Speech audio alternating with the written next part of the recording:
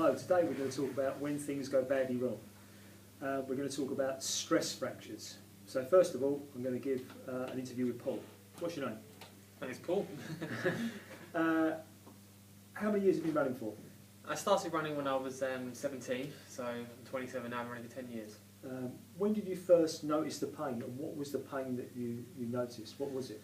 How did you feel? So it happened in October last year. It was about 2 weeks after I won the Oxford half marathon. So 2 weeks after that I started running. I was on a 10-mile run, and I started to feel a dull ache in my glutes. And I had to pretty much walk back home afterwards. With a couple of miles to go, I had to stop and walk back home because of the pain. Have you upped your mileage or done anything sort of different? I didn't really up my mileage at all. I always run between 90 and 100 miles a week, so I didn't really up anything. I'm consistent at that sort of mileage most throughout the year. So was you wearing any different shoes, and was you a different surface? I was running on the road. I was wearing Hoka running shoes at the time when it actually happened.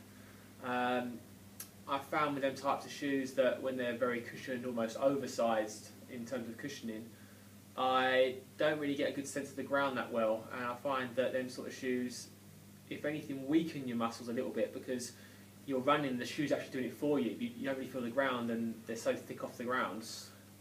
So did you feel unstable in the shoe or anything like that? Not so much unstable, it's just I find that because they are so cushioned, you end up not using the same sort of muscles when you run. I think it's good to do a run, get a little bit sore afterwards, and that's when you say if you run a hard 10-mile run and you get sore, you recover the next day, the soreness comes out, and you feel better a couple of days later.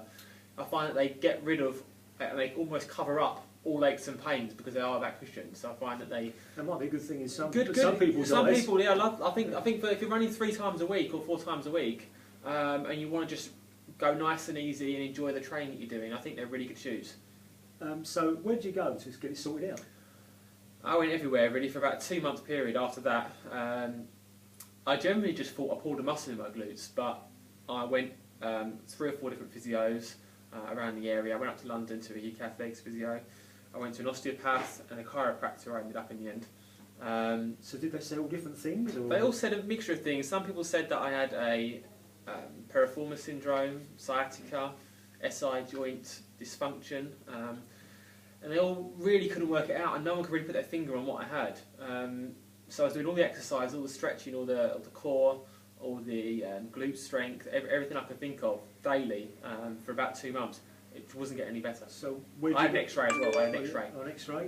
Where did you go after that then? I thought really nothing was working, so I thought I'd have an MRI scan. So was that free or did you have I to pay paid for that, private. I paid private at the Chartwell Hospital up London Road, and I got the results back the same day, and they immediately said I had SI joint around that area, like a stress fracture around that area. So what did you have to do to cure it? I had to take 8 weeks off running, so I didn't do any running for 8 weeks. I just cross-trained, which was quite boring, but I still done a bit of cross-training.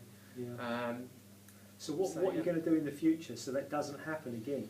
What's the secret to it? Really, as a case of a lot of years of running with neglecting strength type training. I think that's what it was in the end. Because I'm very, very neutral. I'm really quite lucky with how I run. And I think there's accumulation over years and years of not doing the training that maybe requires someone to run some of the times that I run, but not doing the strength training to back that up. So what sort of times have you run for 10k? I've done under 30 minutes 10k, so I've done 29:40 10k. And half marathon? 1:06 for a half marathon. And your marathon time?